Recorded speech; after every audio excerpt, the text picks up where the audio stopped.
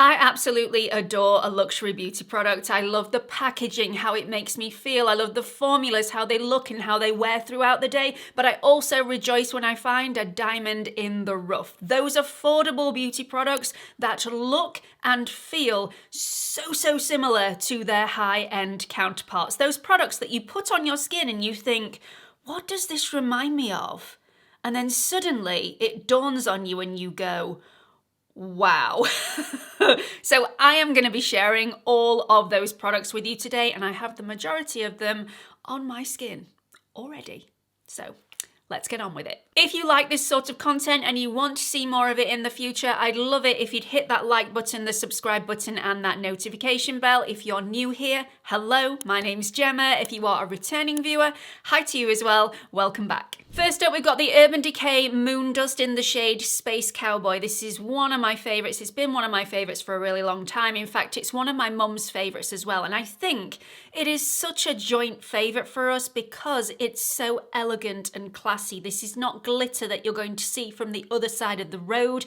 It's very subtle. It's a slight wash of glitter that just makes your eyelids sparkle that tiny little bit. Super elegant, but I have something that will rival it. It's not 100% identical, but on the eyelids side by side, you cannot tell the difference. This is the e.l.f. Finest Fleck Glitter Eyeshadow in the shade Champagne Showers, and it is so close. I have seen people say that the e.l.f. shadow is a dupe for the brand new Patrick Tar Eye Illusion eyeshadow duo. I don't know what these people have been sniffing, but this couldn't be any further from the e.l.f. shadow. I'm sorry, it is beautiful and we will talk about it in a different video because it's definitely not on the affordable spectrum, but it's never been anything like. I don't know what these people are on about, quite frankly, so if you have heard that, you will be disappointed if you buy this and expect it to be like the Patrick Tar. However, if you are in love with the Urban Decay Moon Dust, you will be elated. So let's just talk about the differences because these aren't a perfect dupe. So the Urban Decay Space Cowboy has a lovely warm undertone with a silver glitter over the top. The e.l.f. has a lovely warm undertone with a gold sparkle, and that is where they differ. Again, side by side, one on one eye, one on the other. I don't think you're going to be able to tell the difference even when you get really up close. However, you know, the difference is there, so I wanted to point it out. Okay, I'm gonna throw this one in. However, I do need to say that this is definitely not 100% dupe because there are quite a few differences with these two products. However, once they're on the skin, it's gonna give you the same look, the same feel, and the same wear. So that's why I'm putting it in this video, but we'll talk about the differences in a second. Definitely my favorite high-end brow gel is from Anastasia Beverly Hills. This is the Brow Freeze Gel. I really liked the Brow Freeze, the original one in the pot, but it did dry out quite quickly for me. This one does not dry out. It applies superbly to my brows. It allows a little bit of workability time from you applying it to when it actually sets down, which I really like. It doesn't give you any shiny residue on the skin. I don't feel the need to be cleaning around the edges before I apply my other products. And yeah, it holds. It holds all day. My brows are going nowhere. So I have found a product that will do very similar things. The formula is different and there are noticeable differences in the formula. However, it will still give you some workability before it dries down. It dries down clear with no residue and it will give you hold for days. This is the L'Oreal Brow Lamination Gel. It is clear, it goes on clear. The differences for me are the actual formula. So I will show you a side by side. The Anastasia Beverly Hills is actually quite a gloopy, slimy formula. I'm not selling it. It's fantastic and it definitely does a job, but it's definitely gloopier. You do get a lot more product on the brow in one go, which can be a little bit cumbersome at times because you are having to wipe things off if you get too much on. Whereas the L'Oreal Brow Lamination Gel is much thicker in consistency. It is more gel-like than gloopy and slimy-like. I mean, I love both formulas. The other difference is definitely the applicator, the wand. So you get more of a generic spoolie-like applicator with the L'Oreal brow lamination, and the brow freeze gel from Anastasia Beverly Hills is definitely a more high-end wand. It's more versatile. You get really fine, short comb-like prongs on one side, slightly longer prongs on the other side if you have bushier brows, and then the other two sides are completely flat, so you can really pack on the product. If you need a lot of product in your brows, if your brows are quite wiry, this is going to be great for you. Whereas the brow lamination gel from L'Oreal, because it's more of a spoolie applicator, if you do have really coarse brows, it's going to take you a little bit longer to get the product on. But once the product is on, very, very similar result. I just love everything about both of these products, but one of them is going to affect your bank balance a lot less than the other. Do you love your expensive fragrances? Do you get a kick out of people saying that you smell absolutely beautiful? I know I do. There's no shame in it. I like to smell nice. I love it when you pass somebody in the street and you hear them turn to their friend and say, "Ooh, somebody smells really nice." And I know it was me. It was definitely me. But I do like to douse myself in fragrance, which means I go through it quite quickly. And I've found a way of you getting a very similar version of your favorite fragrance for a fraction of the cost. And I know I've said that phrase multiple times already in this video, but if you can get something for less money, then surely that's a bonus. This is from Dossier, and it has completely revolutionized how I think and feel about my fragrances, and it's definitely revolutionized my credit card balance. I will tell you that for £0. Yes, it doesn't come with fancy packaging. Every single one of the Dossier fragrances comes in the same packaging. You're not going to get that gush of emotion when you open it, but the same gush of emotion from the fragrance is going to be there. And if I'm completely honest, all of my fragrances, whether they're luxury or whether they're affordable fragrances, are in a dark cupboard because fragrances degrade with sunlight and heat. So mine are completely out of the way. So I'm never getting the joy of that luxury packaging, so why not go for something that's more affordable? So I have the scent Floral Marshmallow, which is inspired by Kilian's Love Don't Be Shy. If you love Love Don't Be Shy, the chances are you are also going to love Floral Marshmallow, and when I tell you the price difference, you are going to be shooketh to the core. So by Kilian costs around about £220 in the UK, and Floral Marshmallow is less than 20. So huge difference.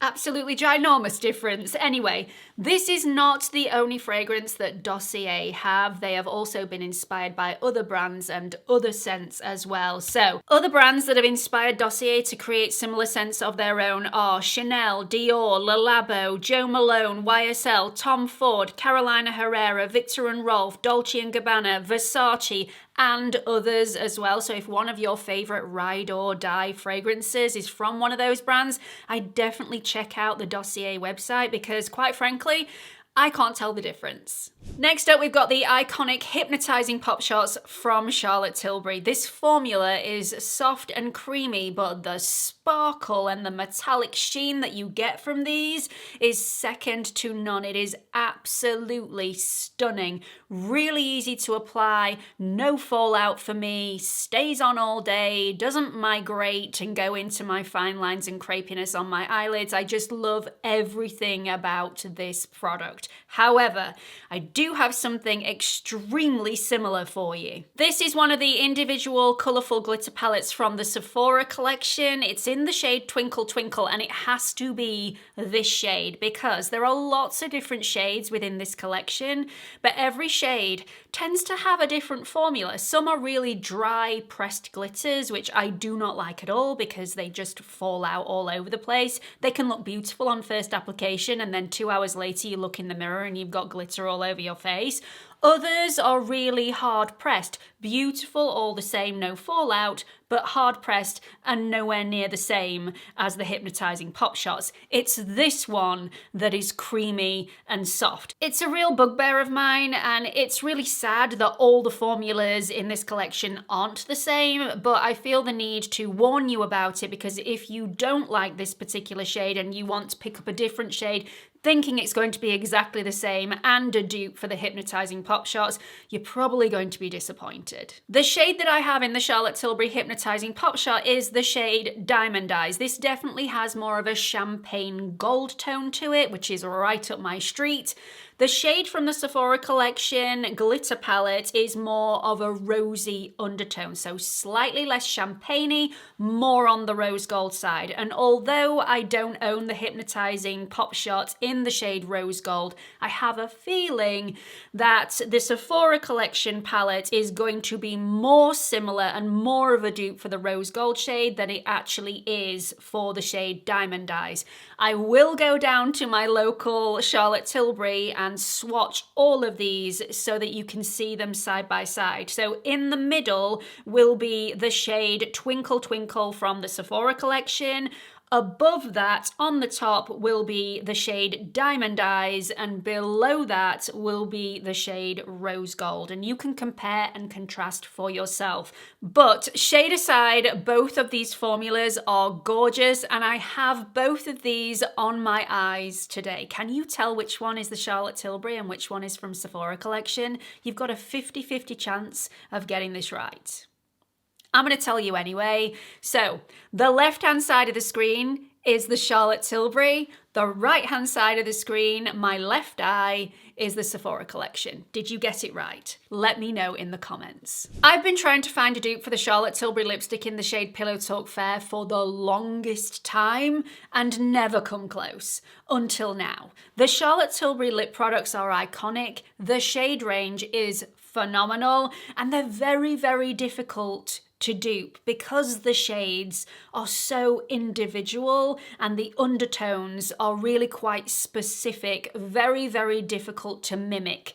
However, I do have the Charlotte Tilbury on one side of my lips and the dupe on the other side, and I mean, you may be better than me, but I definitely can't tell a difference. So here is my dupe. Once again, it is not 100% a dupe. When they are side by side, you will see slight differences in undertone. Like I said, it's very, very difficult to dupe a Charlotte Tilbury lipstick. I haven't seen it done yet, 100%. But this is definitely worthy of being in this video because it's so similar. I mean, look, so similar.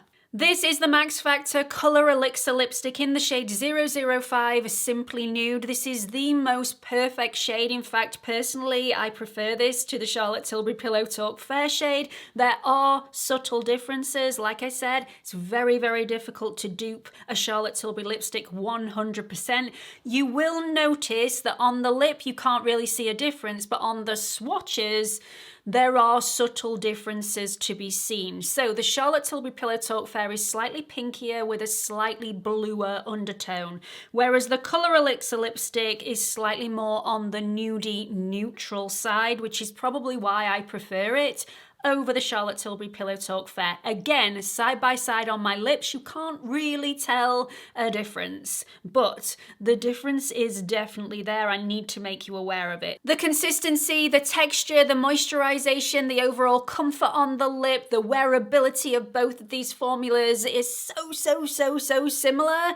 There is a massive difference though, and that is price. You can get 3 of the Max Factor lipsticks for the price of 1 of the Charlotte Tilbury. So if you can cope with the very subtle differences in undertone, then I think it's a no-brainer. So that's it for this video. They are my 5 dupes. Like I've said throughout this video, I wanted to be open and honest with everybody. They're not 100%. There are some subtle differences. However, I do have these on side by side. Can you tell the difference? If you can and you're not happy with that, then these aren't going to be for you. But if those subtle differences don't matter to you, if you can't tell the difference, then, you know, if these are in your ride or die list of products, you're going to save a lot of money. I hope this video has helped you. Please let me know what you've thought about it in the comments section. Please also don't forget to like and subscribe before you leave, and I hope to see you all in the next video. Bye everyone.